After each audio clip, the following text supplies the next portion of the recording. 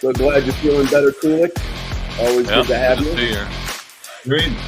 See you're back in the game. Back in the game, just about as much as the Colorado Rockies are. We hadn't even started on baseball. We'll start that probably here in about 2 more NBA games. Maybe not.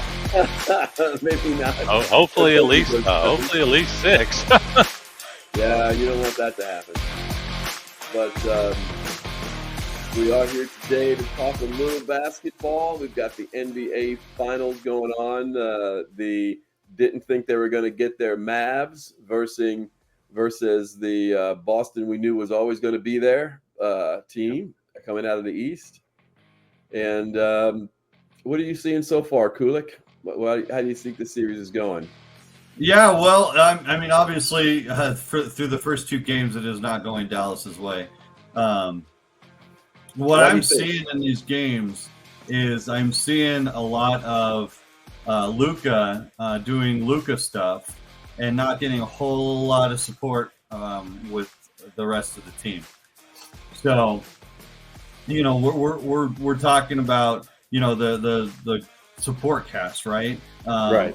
And they're just not really doing it. I don't know if you've seen some of these plays where Luka just did unbelievable things. In the previous game, him driving through the entire defense, maybe minus one guy, to get the foul and the score at the very end. But he had to work so hard to get that, where he should have just been able to bounce it out. Yeah. Yeah, no, totally get it. Yeah. Totally get it. Yeah. What are you seeing, Sooner? That's exactly. He's, I mean, some of the guys, the spark guys in the last few series, guy like Lively, really not done much at all. I've been okay. Jones and Washington have been solid, not maybe as good as they were, but they've been okay. But they're not. I mean, then your second star is just not playing very well. Kyrie's just 12 and 16. That's just, he's got to be getting to the 20 plus for them to have anything. And and then Boston has just had some unusual guys. KP first game back in 6 weeks, and he gets 20 points, like most of it in the first half. And then Drew Holiday plays the best game he's played all season. 26. And so those are 2 things I don't think will continue, but I would expect some of the other guys to play a little better, because really Tatum and Brown have kind of been up and down. But Dallas doesn't get some of these role guys back, which role players play better at home. So I expect that, but they've got to get some more of that, or it's not going to go much longer. Yeah, it's interesting to me though. It's clear that we need a third guy that can score consistently 20 points a game or so on the floor for us. That would have been Tim Hardaway, but Tim Hardaway can't even see the floor. Something must be going on with Hardaway or something. I don't know what the deal is, but and not to say that Hardy's a bad player, but Tim has that reputation of being Vinny the Microwave Johnson, coming off the bench and lighting it up for a little bit here and there. And for him not even to get a sniff of the hardwood is strange to me. What do you think about that, Sooner? Yeah, I mean, he started to fade last series. I think he had that really good first game 2 versus Minnesota. Yeah, but scored 17. And Oklahoma City, I know he had a 1 or 2. That maybe game 2, but he just not. I got to get back on. I've never been a huge fan of Maxey, and he has been horrible. He played 20 minutes each in the first game and 20 in the second. He has 2 points. He is not someone that he needs to hit those open shots when Luka gets it to him. Because if he's not, I don't really know. He's definitely not the most athletic and fast guy out there. I don't really understand why they didn't try Hardaway a little bit more. Just because Maxey wasn't doing anything, and I maybe that'll change. But I'd like to see a little more Hardaway at least trying, and Maxey a little less, because I just I hear you. See it, and I've just never been a big fan of his. What do you think? What do you think about Hardaway? Yeah, I mean Hardaway's got the potential. He's shown bright spots, and he can come in and off the bench. He can run it. If that's what his role needs to be. But yeah, you nailed it. Keemer was saying he's just not seeing the floor, and in order for them to come out of this, for Dallas to try to fight back, because if they lose one more game and go down 3-0, I mean, statistically speaking, that's curtains. So they're gonna need to pull out everything that they possibly can. So and they need to get number one thing that they should do is get Hardaway time and action and stepping up, because right now it's, hey, guess what? Luka's got the ball. Let's just put the whole defense on him. So and that's exactly what I'm seeing. Is they're doing a great job on Luka, and that's why you have Kyrie on the team to kind of lessen some of that load. But I don't see Kyrie, and he's been missing in action in a lot of games in this playoff series, this whole NBA playoff season, I should say. Yeah. He's been missing in action in a lot of games. Now he did have a bunch of assists last game, if I'm not mistaken. I think he had about 6 or so assists last game, which is okay. We can handle that, but you gotta give us a little more than what you're giving us, dude. I think the formula for the Mavs has been Luka and Kyrie giving you about 60 plus a game, and with the hopes that Derek Jones Jr. and PJ Washington can give you 20 a game, and with that, that gets you up to about 80. Yeah. Everybody else can chip in a little bit here and there. The defense has been pretty good, I think, against Boston. Boston loves to shoot the three. They're getting run off the line a little bit. Their shooting percentage is in the 20s, I believe, for the 3-point over the series. So defensively, they're not getting what. Defensively, we are not letting them get what they want to get. We're making the 3-point shots difficult. But Dallas, offensively, I don't see it. I'm not seeing it. I mean, last game, this was game one. Game one. I mean, they were 16 of 42 for almost 40% from three. Dallas was only 7 of 27 for 25. Free throws again. Dallas 12 of 19. That was bad. And then in game two. This up. It dropped down to 25, but Dallas was 23, and in free throws 16 of 24, Boston 19 of 20. I mean, right there, it's a 7-point loss. That was huge. And another thing I think the first three series, I think Dallas had about 45 alley-oop dunks. What do they have in these first two? Maybe 3 or one or two, maybe two in the whole first 3 games. I mean, it seemed like they got 8 or 10 of those every game in in playoffs. First 3, they're not getting, and they would get them going. They'd get 2 in a row, and they'd start rocking. They're not, because it's kind of a magic emotional play, and they're not getting that at all. No. And that was a big play for them throughout the playoffs until this series. Well, maybe that turns around when they get home. But I got another question for you. Role players play better at home, so but I got another question for you. MVP right now of the series, who is that? Oh, it's Luka for sure. Yeah, I would say. Yeah, I mean, Jason they don't usually give it Tatum's to the losing team. Let's just say the team so far that's winning. I mean, think about the other side. Jason Tatum has only 17 points per game. That's I don't know. Well under his average. I think Holiday the first 2 games. I'd say Drew Holiday's been the best for them.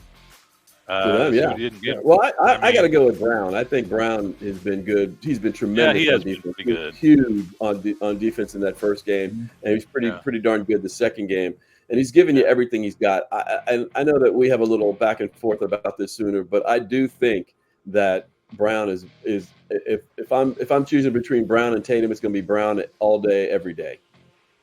Definitely so far, yeah. I mean, he got 21 and 20, and Tatum hasn't scored 20 either game, and Tatum's shooting is not near as good. Yeah. So I would say Brown overall. Yep. I think I guess I thought of Holiday because he was such a surprise, but he's been pretty good both games. And I mean, you expected Brown to get that 20, and you just didn't expect. I mean, if they don't get that play from Holiday, they probably don't win the game. I mean, he was out of his mind. I mean, he hadn't seen him play like that in a long time. I mean, he really didn't that's do why I something think the Mavs have a chance. That's exactly why I think the Mavs have a chance. Is they had 2 great games from 2 guys no one was expecting them to have great games. No. Their star players are either their star players are off or they're off because of our defense. But at home here, we're going to have to do what we can do to stop the occasional guy jumping up there and scoring a whole bunch of points. I got a question for you, Kulik. When it comes to Porzingis, it looks like he's going to be a day-to-day kind of guy. Maybe if he doesn't play tomorrow night, what do you think their chances are? Oh, I mean, it'll help. Of course, I think. You're asking what Dallas's chances are, right? Yeah. Mm-hmm. Yeah. I think it'll definitely help because it takes a little bit out of the defense.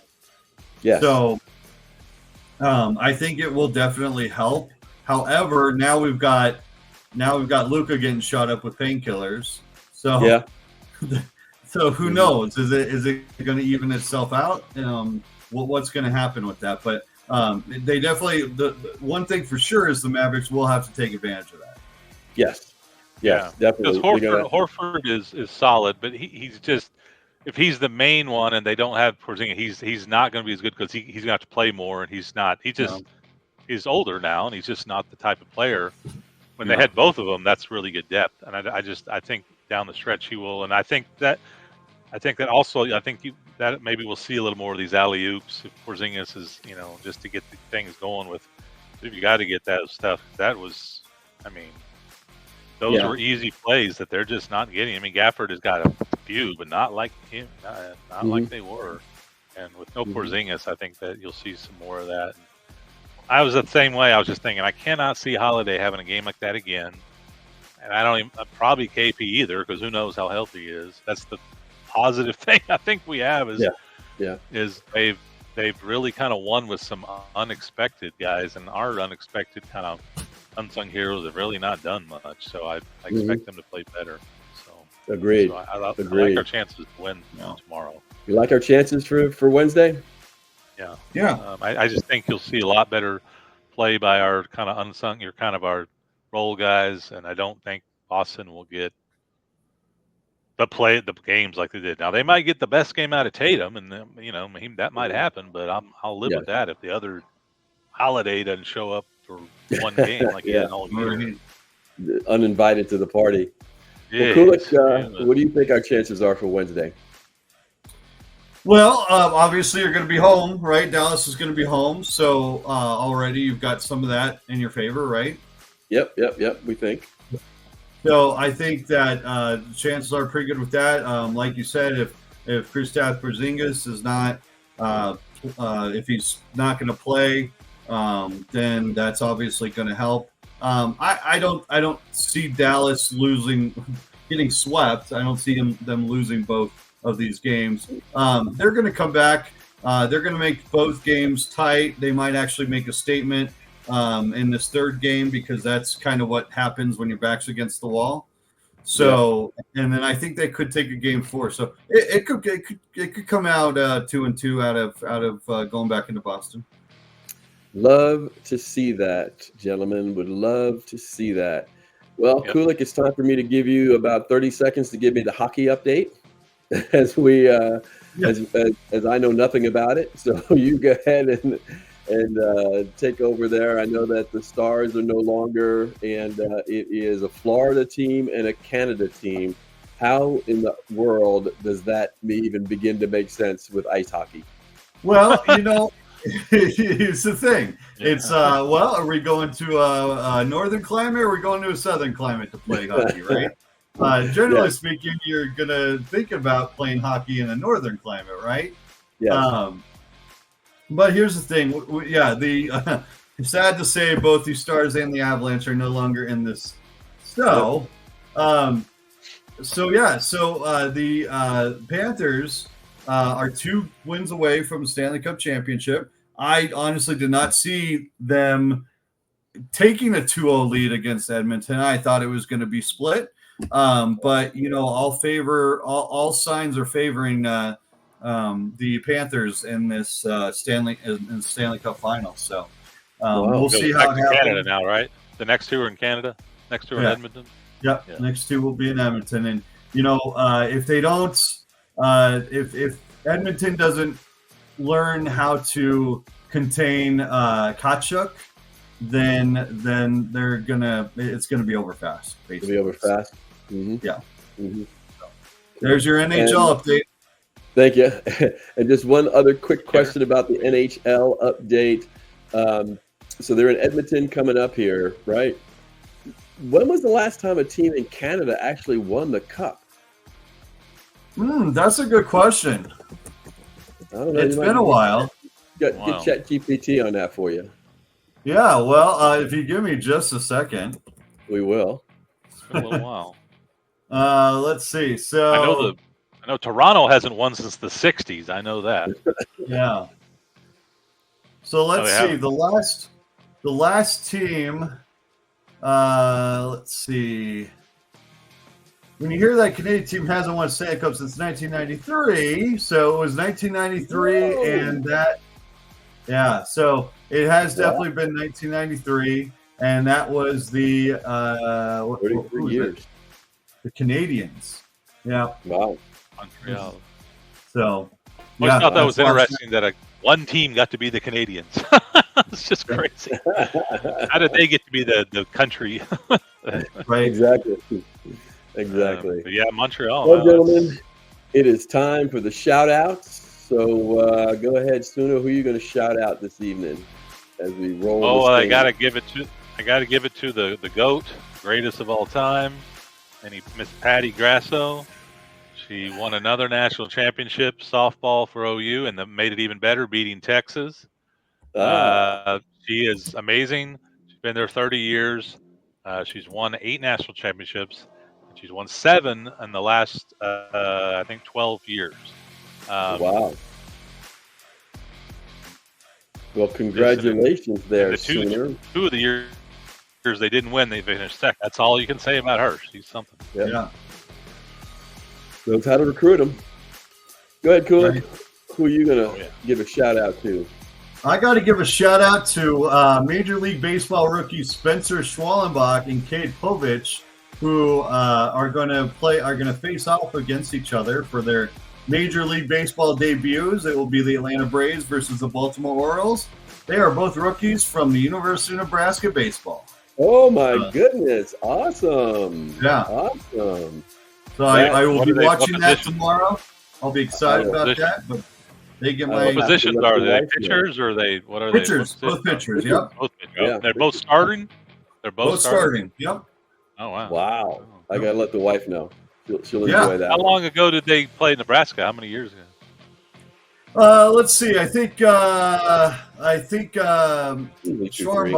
Schwallenbach was 2, and I think Povich was brand new, if I'm not mistaken. So. Awesome. Both pretty. We're in college fairly recently, then. Oh yes. Yep. Absolutely. Yeah, they're both extremely young gentlemen. So. That's pretty cool. Awesome. Well, if you guys don't mind, I have 2 people to shout out tonight. The first one is Mr. Dan Hurley. Congratulations for making the smartest decision of your life, not going to LA. Who wants that? That's a lot of money. Who wants 70? Yeah, I understand that, but who wants a lot of money? As long as LeBron James is in LA, I am not coaching. I'm sorry. That's what I don't want. I would have. I don't want any of that. I'd rather have a rebuilding project in the middle of nowhere than go to that. Well, he's a Northeast guy, so him in Hollywood just wouldn't make sense. LA probably didn't do anything for him. And I want to give a shout out for the stupidity of the women's Olympic basketball team for not putting Caitlin Clark on that team.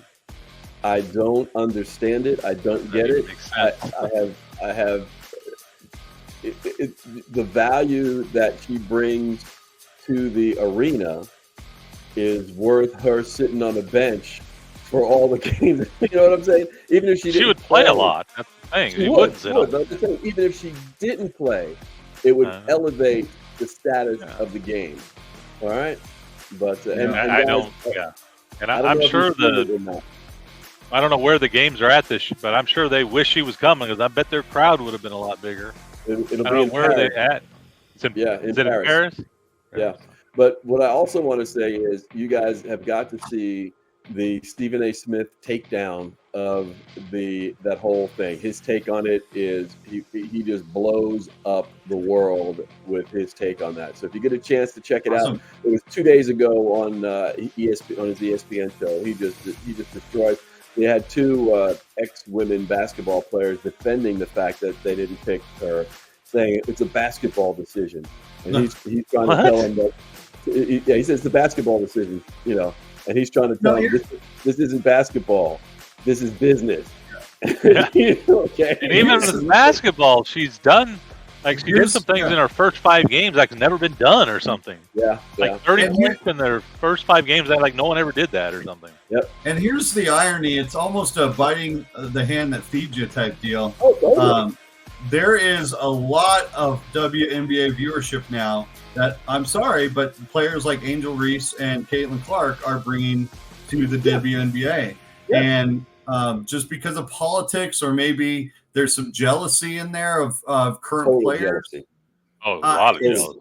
You're biting the hand that feeds you. I mean, you have the catalyst of what you've been talking about for so long, being on the big stage and all that, and now you're doing what with it, right? I mean, 3 weeks in. I mean, 1 week in, and they were already all coaches and teammates and opponents. I mean, her own coach was calling her out sometimes. Yeah, like, what are you guys doing? Yeah, I can't wait for her 30 for 30 on ESPN. But anyway, just one more point.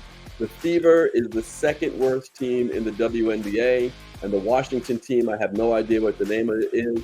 The Washington team was averaging 4,000 spectators a game. They had to move the game to a 17,000-seat arena when she came to town. That's the two worst teams. So you tell me, what is the deal? I mean, that's on the road. It's amazing. She's bringing people in on the road. It's helping all the teams. Exactly. It's so stupid. Exactly. And I know. I don't understand them. In the NBA, they probably want to have a meeting with them. And you freaking idiots! We have saved you guys for 25 years, and now you're throwing away the one thing that might start getting us the right way, and you're doing this.